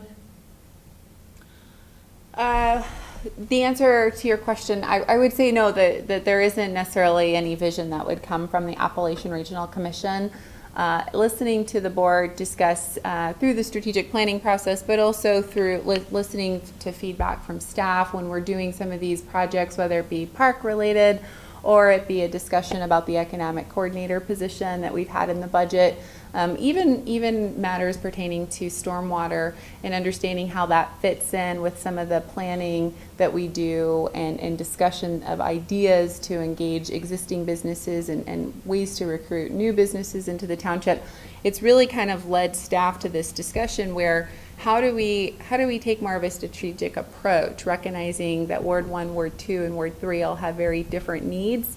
And so trying to achieve the goal, or the policy set forth by the board, trying to take much more of a strategic, comprehensive approach in that development, but also budgeting, and then thinking about how we're lining things up to assist and support economic development, growth, and innovation within the 3 wards. The idea was coming and looking for funding to offset the cost of retaining a consultant to provide some of that master planning. So the vision was really well articulated and set forth, so our community could participate, for example, in a participatory process, give feedback for staff that could guide staff in achieving the policy set forth by the board to accomplish economic development and growth and innovation in the township. Thank you so much. No, to be really clear, I fully support that idea. I know that Chair Strickland has talked a lot about CEDACOG and the opportunities that can be brought forward in CEDACOG. I know that the state of Pennsylvania, I think we're the 3rd highest fossil fuel emission producer in the country, and a lot of our economic development is driven by fossil fuels.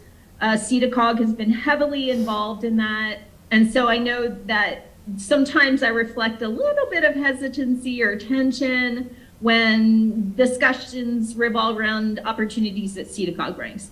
I'm just kind of reflecting that same sort of question right here. I'm doing a little bit of research on the Appalachian Regional Commission, Appalachian Coal Region. Is there strategy transition from a mining kind of a thought, or are they heavily laden in that? And I understand it would be a participatory process, but there still can be, when you're involving consultants that are involved with certain agencies, there's a certain amassed knowledge, and they, if you have a hammer, everything's a nail. And so this is strictly like a policy flavor question when I'm looking at, their goals of, I'm sorry, I think I lost my tab, large scale economic arise. Aims to drive large-scale regional economic transformation through multi-state collaborative projects across Appalachia. Like, that could be good, that could be, it could make me nervous depending on how fossil fuel oriented they might be. So I will vote for this. I won't be here as we continue this process. I guess as we do engage with this commission, I think it will be a first for Ferguson Township. I'm not sure, but I think maybe. Let's just be aware that if they are extraction resource, economic development based, it's not going to be a good fit for the township. And if they're kind of driving us towards consultants or shaping our RFP that way, we're highly forested. We have some vulnerable zoning that's still in place that I had hoped that we could work on before I left seat. We would be poised in many, many ways to focus on extraction.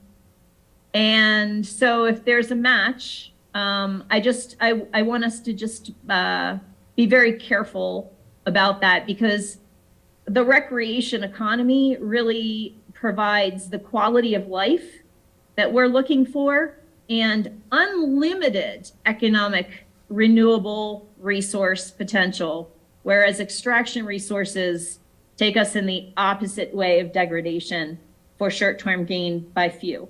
So thank you for allowing me to kind of speak to some concerns that could be with a federal entity such as this. So thank you. That's it. Thanks. Thanks. Other comments on this?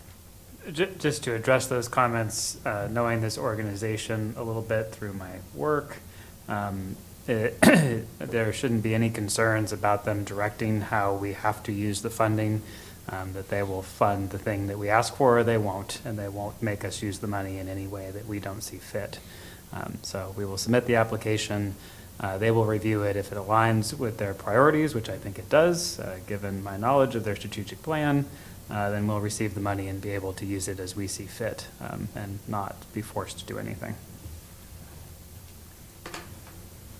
Thank you so much. I'm glad. Thank you. That's reassuring, Corey. Thank you.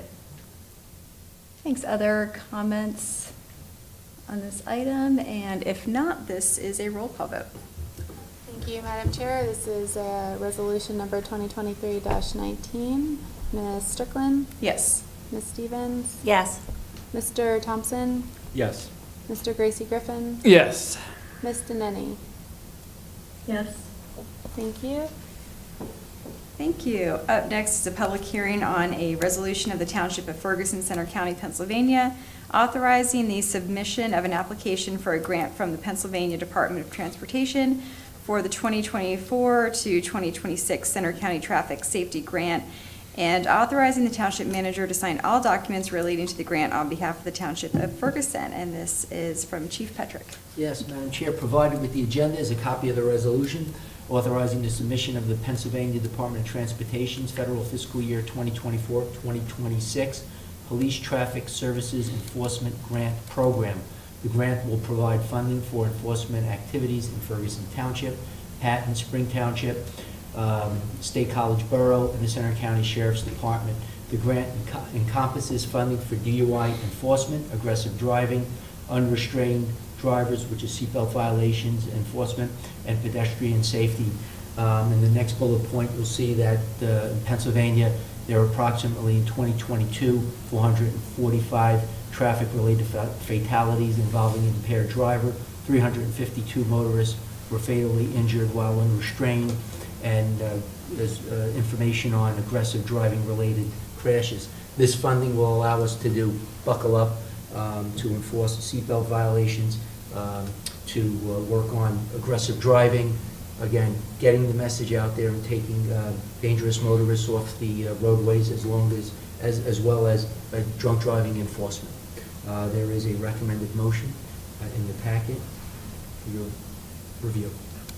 Thank you so much. And this is a public hearing, so I'll open the public hearing for comments from the public on this item. Seeing none, I'll close the public hearing and ask for a motion. I'll move that the Board of Supervisors adopt the resolution outlined in section 11.4 of the agenda packet. Thank you. Is there a second? This is Patty. I'll second. Thank you. Discussion on this Public safety item. kinda beat you to it. That's- Any questions, comments on this? Okay, I am seeing none, and this too is a roll call vote. Yes, this is for Resolution 2023-20. Ms. Stevens? Yes. Mr. Thompson? Yes. Mr. Gracie Griffin? Yes. Ms. Deneni? Yes. Ms. Strickland? Yes. Thank you. Thank you. Okay, next is a public hearing on a resolution of the Township of Ferguson Center County, Pennsylvania, repealing Resolution 2006-24, authorizing the issuance of individual procurement cards through PFM Financial Services LLC, and adopting an amended procurement card policy. Ms. Martin. Thank you, Madam Chair. Provided with the agenda is an updated version of essentially the 2006 procurement card policy that details the management for administering the process and practice for the use of the township procurement cards. And provided with the agenda is a recommended motion for your consideration. Thank you. And this too is a public hearing, so I'll open the public hearing. Take any comments on this item from the public, and seeing none, I'll close the public hearing and ask for a motion. I'll move that the Board of Supervisors, repeal Resolution 2006-24 and adopt a resolution to amend purchasing and procurement policy. Thank you. Second? This is Corey, I second. Thanks. Discussion on this item. Centuries, can you tell us what the differences are with this new resolution and the old one? Yes, so it's very similar to the old 2006 adopted policy. The primary difference is simply that so there's a section there that identifies the process for administering the purchase card for employees. And so in 2006, just acknowledged that the township would administer to the employees, the department heads. And so the updated policy is acknowledging that the process is administered through the finance department, with the township manager having that oversight, that overall high-level oversight, and essentially giving authorization for each employee to receive a card. I think over the years that we've kind of just we've followed the policy with a different practice that's evolved over time, and so we're just looking to update it with a refresh review. But the primary significant difference is simply that we're identifying the department that has primary oversight with management management from the township manager. Any other Comments? I was going to say, as an HR professional, I believe you hit all the good points in the policy. I thought it was well written. As the former retail worker, thank you for having the policy of no sharing of cards unless you are to have that card. It was kind of interesting sometimes when you get businesses, well, they shouldn't have had the card. Well, how did they get the card?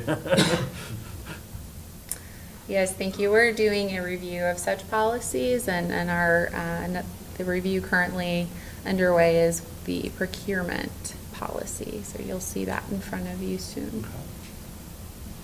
All right. There's no other discussion on this item. This too is a roll call vote. Thank you, Madam Chair. This is for Resolution 2023-21. Mr. Thompson? Yes. Mr. Gracie Griffin? Yes. Ms. Deneni? Yes. Ms. Strickland? Yes. Ms. Stevens? Yes. Thank you. All right, thank you. Okay, up next is a discussion on an update to the Center Region Building Safety and Property Maintenance Code. I'll go to Ms. Martin for narrative. Thank you, Madam Chair. Provided with the agenda is a brief narrative to acknowledge that the Center Region Code Administration proposes changes to the Center Region Building Safety and Property Maintenance Code. The last update was in 2017. The Center Region Code Administration conducted a participatory process with stakeholders to receive input for changes to the code, I believe beginning in 2022. And we have with us the Executive Director, Mr. Walt Snyder of the Center Region Code Administration, to provide a review and highlight of significant changes in the copy that's been provided within your agenda packet. Thanks so much, and thanks so much for coming tonight and helping us to work through any comments and questions we have. I'll kick it off because I wanted to ask just kind of a high-level question about the major changes in this as compared to the last. And also I really appreciated having the redlined copy in here. That is so useful and helpful in working through it. Our pleasure. In fact, this round we stuck with one color. The last time anybody was around for the 2017 update, I believe we were into 3 different colors as we basically track changes and so on through the process. But thank you for having me this evening, and always a pleasure to be here. So quite honestly, there is really 3 pieces to the major changes. The first piece to the major changes, and I'm going to kind of go almost backwards, is Chapter 11. So Chapter 11 came out of discussions in public safety, which were really surrounding the idea of nuisance alarms and specifically false alarms and trying to reduce false alarms. Each of the municipalities has a false alarm ordinance, and it has been enforced in different manners by different municipalities. And one of the things we looked at critically when public safety asked me to look at, is there a way that I can help from the code standpoint to reduce the amount of false alarms that our first responders, fire, EMS, and police are responding to? We looked and found that we have this false alarm ordinance in place, but again, there was a broken enforcement piece because it was municipality by municipality, as well as it takes a lot of staff time because, again, we have agency by agency then doing pieces. So we had recommended, and we're recommending, that Chapter 11 basically takes your existing ordinances that were passed regionally back in the 90s, puts them into a code format, and that the Center Region Code Administration will then administer this, chase after the false alarms, fire, police, and EMS alarms, and work with those alarm providers to get rid of the problems and reduce the number of false alarms. So that's Chapter 11. Second piece of redlining that you're seeing in here, and it's a great deal of the redlining in the document, is to bring the document up to date from a matching the Commonwealth of Pennsylvania Uniform Construction Code standards, as well as language that's changed at the International Code Council level, and adjust that language so that we're current and we don't wind up with problems when somebody builds a building and then now we have something that's no longer compliant or matching the property maintenance code side of things for that ongoing work. So an example is we're going from an older edition of the fire code to the 2018 edition of the fire code, and referencing the 2018 edition of the building code, the residential code, plumbing code, etc., and the reference standards. So we're bringing all of those forward. Another piece that's in here is that same type of moving forward in Chapter 7. There's a lot of redlining, and that's changed, again, national language to match what has been published and what's agreed on how that language should look at with regards to pieces of alarm, as well as other fire safety aspects of a building. And that's really, in many respects, a rewrite based on what we've learned over the course of the 2009 code all the way to the 18. So we're kind of realigning and updating that language. The last is there's a lot of little pieces of change in the document regarding a combination of notification, so required notification and clarifying required notification for inspections, as well as right of entry, allowing, for example, in the past, a lot of the notifications were having to be done by mail allowing them to be done by email with emails that are supplied to the code office and are supplied by persons in charge, etc. Also requiring the person in charge, for example, to notify the owner. So we work with the person in charge because they're the ones that are local to the property within the 25 air miles. And now we had complaints, oddly enough, by owners that their person in charge wasn't actually notifying them of things. And so providing notification backwards. There's also a number of things, and we heard loud and clear from the public regarding tenants' rights. And so there's an awful lot of things that were adjusted in this document specifically around tenants' rights. So one of the things that, for example, is in the notification requirements in Chapter 8 is additional notification and requirements of notification of tenants of possible violations. But an interesting one that is there is if you're a landlord and you pass the cost of providing utilities off to the tenant. So an example is maybe you have oil heat in your unit and the tenant is actually required to pay for the oil heat. One of the costs that are not always given to a tenant at the time that they're signing the lease is the true cost of renting. And so we have had complaints over the years where it may cost $1,000 a month to heat the house up to the code required temperatures. But the tenant doesn't know this and is not notified of this. So one of the requirements that is being proposed would require that the landlord, prior to signing the lease, provide 2 years, and of course it'll take a little bit to ramp this up, but provide 2 years of utility costs that the tenant is responsible to pay, independent of their rent, to that tenant prior to the signing of the lease. Similarly, though, since a number of those are in the tenant's name, like an electric bill might be in the tenant's name, it also requires the tenants to provide that information back to the landlord. So we've tried very hard to make sure that what we have in this is fair and balanced, both from a rights of the tenant and then realizing that the landlord has to have some balance to that. There's some anti-discrimination language that we're waiting is in current legal review that we will get to you also for consideration prior to formal adoption. And we're expecting that documentation to be coming from legal review this week. That would go in Chapter 1, and we would make sure the manager had that as soon as we have it in hand so that you can review it and extend any comments that you may have on that. But I'd be happy to answer any questions you have of the document, even down to the specifics, if you wish. Thank you so much. So we can start.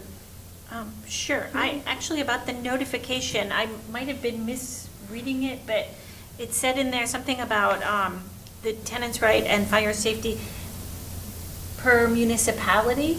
So, like, ours might be different, and I was wondering if that's the case. Like, So- do we review that regularly here to pass on to code, or am I off on that? So what we do is, from a staff standpoint, we reach out to the municipality, and usually I can data mine it directly off the ordinances. So I can go into the township codes, and we know what we're looking for.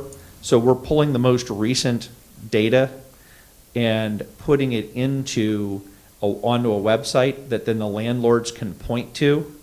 And basically, instead of printing out this, big document to have to every tenant that, looks the size of this, what we do is we give them a website. They provide that website to the tenants. The tenants are then required to sign a document saying that they received that information, but it's where we have a clearinghouse of all that information across the municipalities. We generically talk about the municipality in here because we'll have 6 municipalities who are all using this document. So generically, many times you won't see things noted specifically as Ferguson Township, but just as municipality. And then we'll point accordingly. Okay, thank you. My pleasure. Well, Yeah.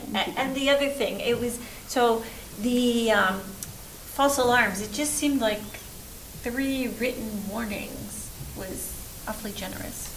That was just my first reaction, because it can be such, a false alarm is such a waste of resources.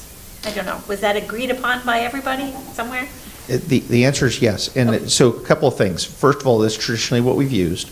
Okay. The second is we are working with the fire department, for example, to better clarify what a false alarm is. And so, for example, if you accidentally put the popcorn in the microwave, put it on for 5 minutes, go take a shower, come out, and there's smoke billowing out of the microwave, and it sets off the alarm, that's not really a false alarm. The alarm did exactly what it was supposed to do. That was, a cooking error. That said, usually we're seeing 1 or 2 until you have identified the problem truly as a false alarm. So there are some that are real easy to tell that they're false alarms. Somebody, for example, during construction never put the alarm on test and, sets the alarm off. That's pretty straightforward. There are some, though, that truly are nuisances. You may not identify them at the first time. And so we don't want to come out, and again, our goal is compliance, not trying to create a problem up front. We want really the owner of the building and the tenants of the building to work with us to correct the problem, not get to the point where they're pushing the other way.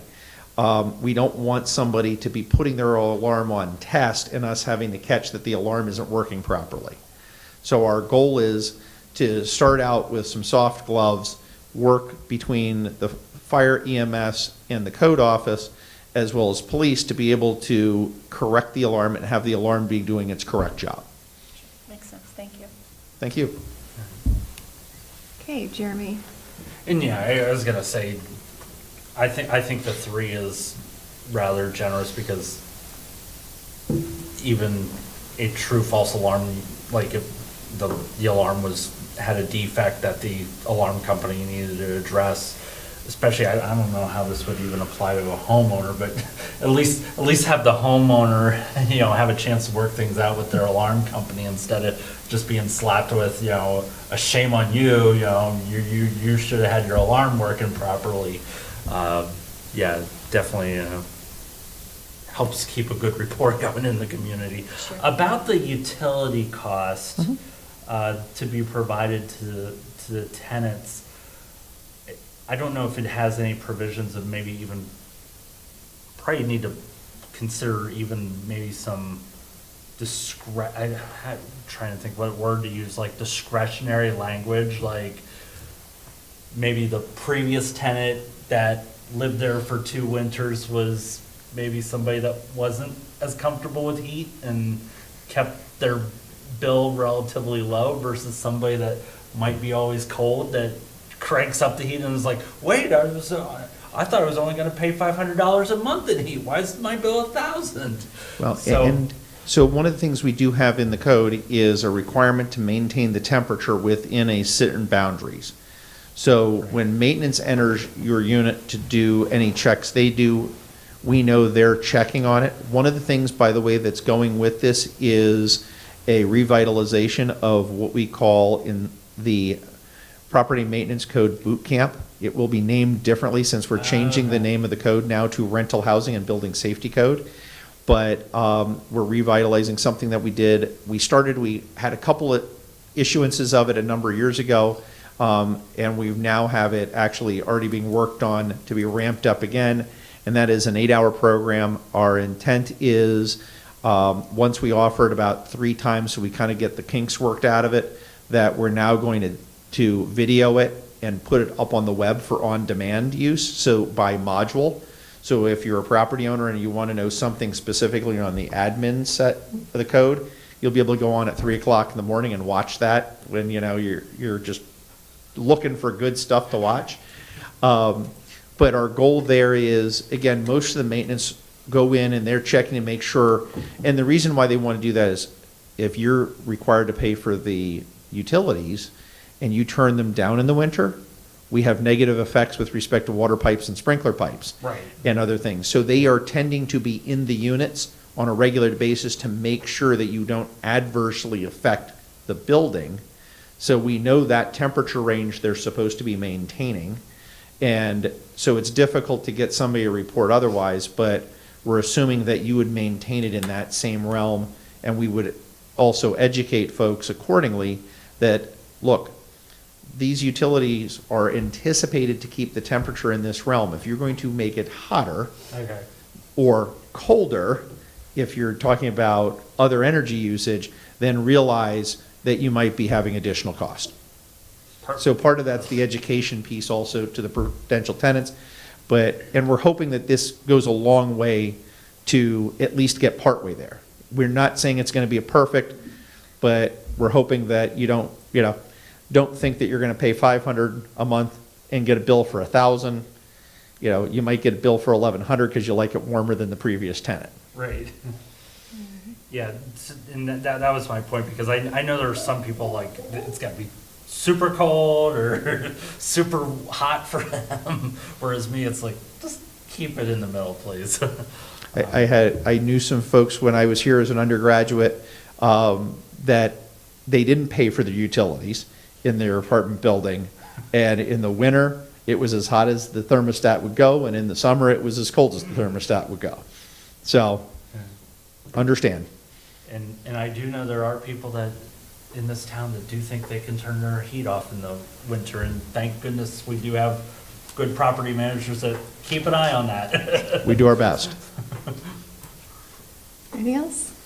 Corey, go ahead. Can you tell me what the temperature range is? What is the recommended temperature range? I'd honestly have to go in, it's approximately 65 degrees, but I'd have to go in and pull off the back of my hand Okay. what the exact range is, and if you'd like, I'd be able to do that for you and get that information for you. Okay. That would be great, because it would just help me, again, this is an area of expertise, so it would just help me understand, to get to Jeremy's question, what I might anticipate the differences being in those energy costs within that range.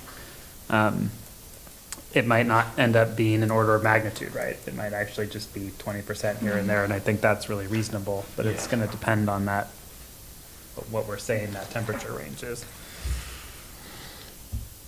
So, according to section 602.2, residential occupancies, every dwelling unit shall be provided with heating facilities capable of maintaining a room temperature of 68 degrees Fahrenheit, 20 degrees Celsius, measured at 3 feet above the floor and a distance 2 feet from the exterior wall in all habitable rooms, bathrooms, and toilet rooms, based on the winter outdoor design temperature for the locality indicated, and that's in Appendix D of the International Plumbing Code. Cooking appliances shall not be used, nor portable space heaters used as a means to provide the heat. The heat requirements extend from October 1st to May 15th. And again, that's heat supply. That's actually 602.3, jumping down to there. Maintain a room temperature of not less than 68 degrees in all habitable rooms, bathrooms, toilet rooms during hours between 6:30 a.m. and 10:30 p.m. of each day, and not less than 65 degrees during other hours. So during daylight hours, they have to be able to be capable of doing 68 degrees, and at night 65 degrees, without the use of space heaters. And Pennsylvania doesn't have any regulations about cooling in the summer? No, and we've not either. We've never, it's actually never been requested other than randomly, and there's an awful lot of buildings in town that do not have it. It's something that we've got a lot of aged buildings that aren't equipped with centralized cooling, and depending on when you look at how many people are in town, by potentially requiring it, you may be really requiring a lot of energy be used that wouldn't be used, otherwise. Sure. Thank you. Thank you. My second question is about the notice about the utility, the other way, the tenant's responsibility now Yes. to provide utility bills. Seems monthly, right? Within 60 days of receipt, right? is Correct. What I'm reading. So some of our bills are not monthly, so Correct. I understand it's within receipt. what is the thought about the burden that that is going to put on to landlords in order, just if someone, if it's a single house that they're, that they're renting out, I don't see that as a huge burden. Sure. But if someone has an apartment building with 100 apartments in it, that seems to be a large administrative burden for them in order to process every month, right, if they're getting electricity bills from each one of their tenants. So keep in mind, a number of the buildings in town, okay, and I don't have an exact ratio of where the electric bills are included or not included in your rent. But quite a few are included in their rent. So at that point in time, there is no tracking. It's only when it's going to be by the tenant. And the outweighing side has been the complaints on the other side of people feeling that they can't afford to be able to pay the rent because they can't afford to keep the heat on.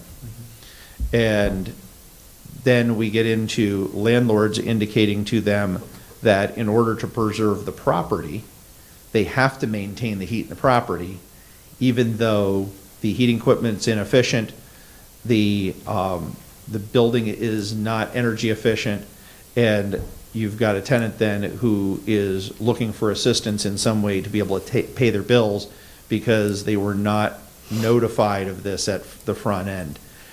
We understand that there's a burden potentially there on the landlords to have to track this information, but we feel it's fairly straightforward. Again, they don't have to produce the cost on a monthly basis to their potential tenants. They need to provide that annual cost. So once we get get this into a cycle, it shouldn't be that difficult to keep kind of that annual rolling cost and be able to provide it an annual average, we feel. I'm just always mindful with new administrative burdens. Who is that work falling on? And then ultimately, who is that cost falling on? Again, I don't see a problem for folks who have a few houses. Sure. If there's a larger, again, I completely agree with the intent behind it. I just get concerned when, is this going to require a property manager to hire someone to oversee this process, and then those costs get tacked on to somebody's rent in order to have this well-intentioned movement go forward. So I just understand. I'm kind of curious, has there been any partnership with some of the major utility providers? I would imagine they maybe even have a lot of analytical data that they could provide the property owners of a particular energy usage in a particular unit. I would anticipate, number one, again, larger buildings will tend to have more level usage, unit to unit to unit. Again, most of the time, for example, water usage and sewer usage would be owner-driven as far as they would be getting the bills anyway, because they're in their name. The biggest one is electric bills. The other one is oil or gas. Those may not be in their name and may be individual tenants' names. Depending on the utility, they may or not be willing to give that information directly to the owner. So that's why we've required that the tenant has to provide that information back to the owner.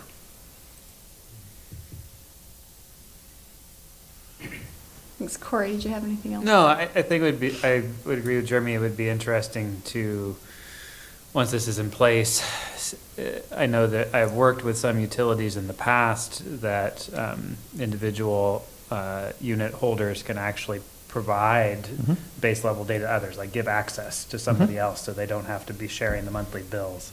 I don't know if First Energy does that or not, but it would be something that would be interesting to pursue and is very easy to do when smart meters are involved. Well, and that's what we're hoping is, quite honestly, we're hoping that they'll partner with the owners of a building and be able to provide that access and actually be able to do a look back almost right away and say, okay, these are these are the units in your building, this is the cost over the last couple of years, and be able to start providing that easily. That would be ideal. And I have worked with utilities and other places that do provide that information to people besides the actual occupant. Yeah, and the other one is, for example, if I have an oil company that's been doing the service for that building and providing the oil for that building for a number of years, they should be able to do the same thing for us. So we're really hoping that they can get the access to the data otherwise, but we needed to provide the opportunity for the tenants to, to be able to be required to give that up so that they are not held hostage. Thank you. Thank you. Thank you. Thanks, Laura. Thank you. Intriguing conversation that makes me think of insulation. Thanks for this. I myself had the unfortunate experience of living in one of these types of apartment complexes, mid-size. When the winter hit, it was a big surprise. And I have to say, when you're a sophomore in college and you get hit with a $450 electric bill and everybody is freezing cold in the household, there's a real problem there that there's no way that you can predict as a student. And so I really appreciate this effort. And of course, I'm supportive of any streamlining that could happen institutionally. Unfortunately, that we see these kinds of burdens are often borne by the consumer because institutions refuse to cooperate. So best of luck in that endeavor. My question relates to page 142 of the document. It's the State College Borough Ordinance 2100. Well, you're not going to be surprised by this because here I am talking about this with my board mates. I don't know when I need to start this process, and now it's too late for me, but maybe somebody else wants to take this up. The borough, once upon a time, did this. They inserted this into the property maintenance code for themselves, and it's about visitability in new single-family homes that will be used as rental housing. And while, if I understand correctly, one example of this kind of a facility in Ferguson Township that's already built would be the Toll Brothers. I think we decided that they're single-family homes according to the property code, even though they're like a development of rental units. So if I'm misunderstanding, well, please jump in. I can't see you in my owl right now. So I'm understanding that if we had this passage inserted and then the corresponding ordinance like the borough does here in Ferguson Township, that when those cottages were built, that they would have been built that would include some features for visibility on the first floor entrance, zero-step entrance, and then that first floor bathroom. I think, I'm not 100% sure that that's what would get us, but I remember that we talked about it being like the only legal thing that you're allowed to do for visitability. So a couple questions. One, does the borough still need to have that in place with the new property maintenance code, or is that now a feature of all the code? Two, if it's not now a feature of all of it, can we still modify our code? And then three, if we can still modify our code, is there still time for this board to have any kind of a brief policy discussion as to the desire to implement the same thing the borough has? Thanks. So the first question is yes. The visitability provisions, as indicated in the draft of the document, indicate that if somebody comes in and prior to the certificate of occupancy issuance for new construction indicates that this is a rental, then it would need to be visitable. So the visitability requires the ability to get into the unit and the ability to get to a bathroom on the first floor of the unit. So it's going to require egress or ingress, combination of both, on the first floor, and then provide for bathroom access, again, on the first floor. The answer is yes, the borough still needs to adopt this with the new code. So we're anticipating them maintaining this. I've not heard otherwise. And the third answer, I should say the answer to your third question is you are still in perfect timing to put this in place if Ferguson Township wishes to have this in place. It only applies to new construction as written. And yes, you have plenty of time to have that discussion from a direction standpoint. All you have to do is give me direction when I'm drafting your ordinance for consideration that you wish to include this in the final approved document. So at this point, Great. you've not missed any timing. You're actually perfectly on time. Thank you so much. That's wonderful news to me. And I would say that, so for me, as a policymaker here in Ferguson Township, once I understood that we could have had that opportunity at that large cottage development, that we missed it, and then that when the TTD big development was going in, there were going to be a lot of cottages there too. Again, we missed it. Now that plan has been rescinded. So there's probably going to be a new plan going in there. I'm just guessing because it's prime real estate. If we were to, and this is not, I'm not trying to get us to do this right now. I'm just explaining my thought process and maybe we'll take it up.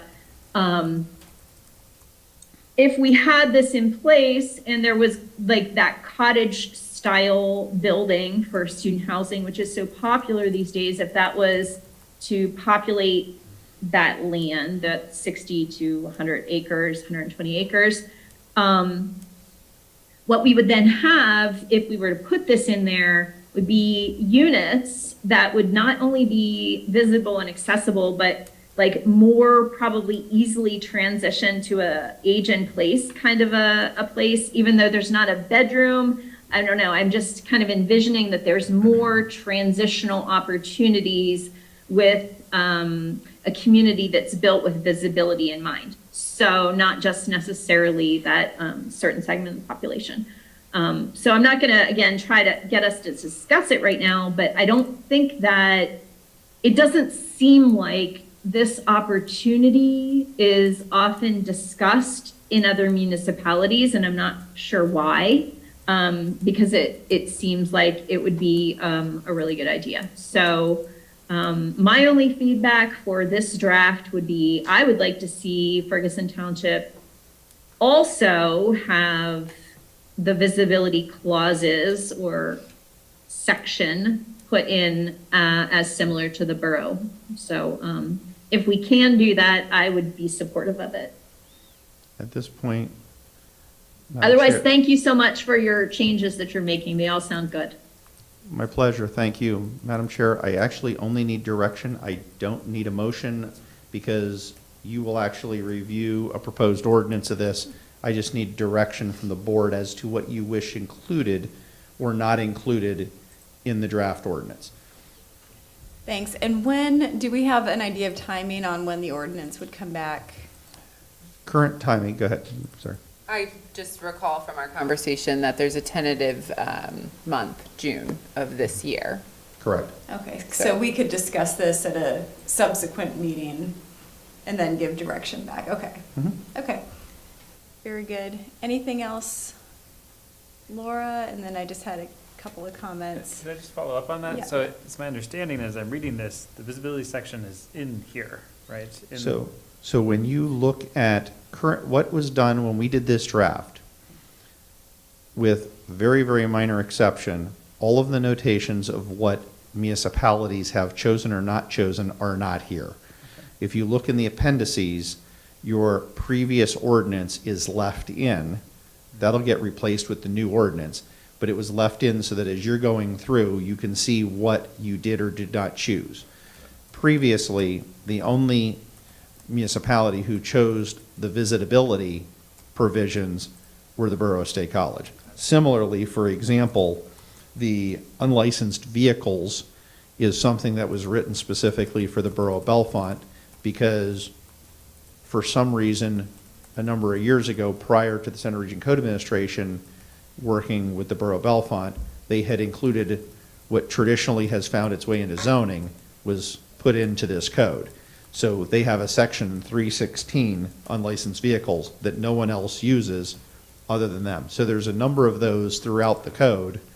And if you want to see all of what has been modified or adopted or not adopted, it's still in the ordinance in the back. We just haven't put it up front because, again, we weren't sure of what you have decided or not. An example of something that Ferguson has modified slightly is the tree requirements. And an example is for the tree requirements, it was decided in the past that you did not want your arborist working with them, but only us working with them. And that was done intentionally from a concern on liability. And so we take care of dangerous trees for Ferguson Township. The complaints get forwarded to us and we follow up accordingly. So again, those modifications are there if you wish to look at them. Thank you. My pleasure. Thanks. I guess that was along the same lines of one of my questions was, it'll be based on our ordinance that we adopt what, say if there were an idea of enforcement changes. So, and you brought up the trees. So I think you've answered my question, that there naturally would not be conflicts. Correct. Yes, okay. Correct. Perfect. Thank you. And then I had thought that we might need to continue this into our next board meeting to discuss. So we certainly can put this on our next agenda to continue discussion if we wanted to bring back up the visitability and anything else, that's fine. My last question for tonight's discussion is just back to the utility costs. Mm-hmm. I do agree with the intent. I think it's, I think it's important and valuable. I think it is onerous, the sum of the data that's looking to be collected. So I share that concern. That was my first thought, what Corey said, that, someone will need to be hired by, and not just for a big complex, but for, someone who has, a couple of townhouses or something, and that would increase the rent. So I agree with the intent. I don't know what a better process would be to collect this data, to make it useful, but, I think I would encourage the discussion to continue to see if this is the best way to collect that information to provide to tenants. And the other part of my concern was, so our tenants, what I'm reading here is they have to provide the bill back to the landlord within 60 days. Just the amount. So they don't have to provide the whole bill. All they have to Okay. do is provide the amount that they're paying for the utilities back to the landlord. So it could be something as simple as a text or an email back to the landlord saying, for example, the cost of electricity for January was $50. And it can be something as that simple back to the landlord. There's not a requirement of a trail for scanning in a bill or anything else. They just have to be able to provide the actual bill amount back to the landlord so that the landlord then can provide that 2-year snapshot back to proposed tenants. This is actually something that came out of a request in working with Pam Adams and the sustainability side also, based on complaints they've been dealing with and hearing, as well as complaints that we've heard. And again, while ideally I think it's great, I do think I do think it's a lot to ask of a tenant to be submitting this every month. So I'm concerned about, so what is the consequence then if this information isn't given back to the landlord? So again, it would be potentially a violation of the code, and the violations are set forth, potential citations, by not giving this information back the other way. The problem is, again, if the landlord can get that information independently, I think they're going to, because they're going to want it and it's easier. The problem is if it's not able to be gotten any other way, we have no other way to get it, or the landlord always has the option to pay the utilities and put the other side in the lease. So there's a two-way street, but there's no way that we have found, we've done a lot of asking, we can't find a better way right now for that information. Again, if the landlord can't get it from the utility provider directly, we can't find a way to get that information back the other way. Because if it's only in their name, now, again, ideally the owner can get that information directly from the utility provider and we won't have a problem. But with that if that doesn't exist, then we don't really have a way to get that information. And then we have tenants who are complaining about that they rent a unit, and the worst I've heard is almost $1,000 a month in utilities that they didn't anticipate, because students were renting an apartment and thought, hey, you know, I'm paying this much for a month in an apartment. The utility costs aren't that much, because again, they're not familiar, they haven't dealt with it, and they're not aware of the cost, the full cost of rental. And again, I understand Yep. and agree with the intent. I'm just, Sure. I think there's potential for conflict there, and so I'm concerned about that. And like I said, I don't know the better option, but I would, encourage, If we can think board of to one, continue I'm looking, I'm yeah. all up for it, because to me, streamline and easy is better. We just haven't figured one out yet. Yeah, okay. I didn't have anything else this evening, and again, I think, if we have additional discussion, we can put it on our next agenda, because there will still be time before your ordinances are prepared. And So- if you'd like me to attend, I'm always happy to come, always happy to answer any questions you have. Yeah, we might take you up on that, because I think we I'd will be happy to do probably have so. some continued discussion. Thank you so much. My pleasure. Thank you. Thanks, Mark.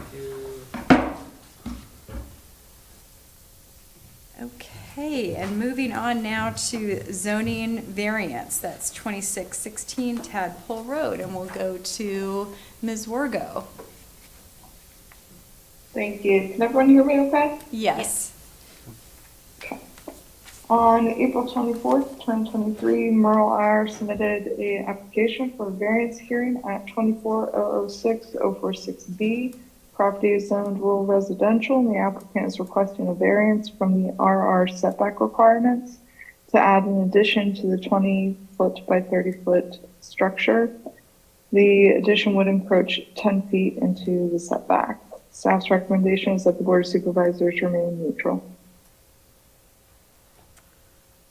Thank you. We can go ahead and start with a motion here. This is Patty. I move that the Board of Supervisors remain neutral on this issue. A second? This is Corey, I second. Okay, discussion on this item. I am seeing none. I have Okay, a go question. ahead, yes. So Jen, I was looking at the GIS, and in the GIS, it looks like the house is already sitting on the property line. Is that correct?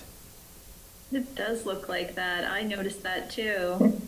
Yeah, our admin assistant also had asked me about that. So the Libya data that we get from the county, it is only so accurate. It isn't based on LiDAR data, et cetera. However, this structure was built prior to our zoning in the township. So it was built dangerously close to the property line. So they are looking to go 10 feet into setback. In my opinion, that is a very big ask. So we'll see what the hearing board does. Thank you. Laura? Thank you. Is the setback on that, is that the rear setback that they're talking about, or the side? I'm sorry, I The should. side yard setback. Okay, that makes sense. Okay. Yeah. I mean, I understand it is like proportionally speaking, it's a big ask because I think, I'm not sure on the numbers, but I think maybe side yard setback on RR of that size might be 20 feet. I'm not sure. Anyway, it's like maybe half of it. So that's kind of large, but the property around it is a sloped wooded property, and they're already established, so they're not encroaching into somebody's like yard or even visual landscape or anything like that. So I hear that, and it's really an unfortunate situation. it's a shame there's not something, that can be, seems like it should be kind of grandfathered in or something like that, if it was built before zoning even was a thing. But anyway, it's kind of a tough situation there. Yeah. Sorry to see it. Thanks. It's very challenging from the plans provided, and I don't know what the staff can do to suggest acceptable alternatives or not to the folks requesting this variance. Our ordinance provides, I'll say, flexibility for non-conforming structures and uses. So we do permit expansion of non-conforming structures if it is not going. So in the case of this side yard setback, they're already into the setback, is my understanding, and they want to go further into the setback. So our ordinance does not permit that. However, with the structure already existing in the setback, they may do an addition out the back of the house or the front of the house, staying along that existing encroachment into that side yard setback. Their issue is they want to go further into the setback, and our ordinance does not permit that. Yeah, I think my take on it is that we're not saying they cannot build any addition. We're saying they cannot build this proposed addition. Is that correct? Correct. Okay. Yeah.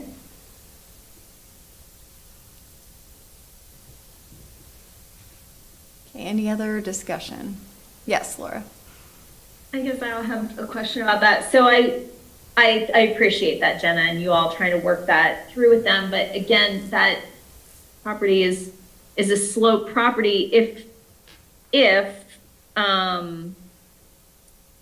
there would be additional lot constraints that would prohibit then that solution, is that something that the variance hearing board can use legally to, I don't understand their paradigm, and I'm not trying to get into somebody else's lane or something, but I just am familiar with that area. It's very difficult, and I wonder what happens when the alternative proposed actually results in a non-possible effort. You know what I mean? Yeah. Is there any? So during the hearing, the applicant will provide all of these reasonings as to why they cannot do an addition out the back of the property or the front of the property or the other side yard. Gotcha. I'm trying to recall my conversation with Jeff. There are some issues with that site that may make it, this instance, the exception to grant this type of variance, but that Thanks, is Jenna. what the board will decide. Thank you. Understood. Thank you much. Anything else? Okay, seeing nothing, we have a motion and a second. All those in favor, please say aye. Aye. Aye. Any opposed, say no. Okay, thank you. And next up is communications to the board. Is there anything? Seeing nothing. I had received a communication about some tall grass, which I forwarded to staff. Thank you. Okay, anything else? And seeing nothing, we'll move to calendar items. Election day is tomorrow, May 16th. Planning Commission will meet May 22nd. The spring bulk waste collection is May 22nd to 26th. And the Pine Grove Mills Small Area Plan Advisory Committee meets May 25th. Is there anything else for this evening? And if not, I'll take a motion to adjourn. So moved. Oh, yeah, so moved. I thought I was adjourning. Yes, please. Yes, please, can we adjourn? Thank you, and I second, and we're adjourned. Thank you.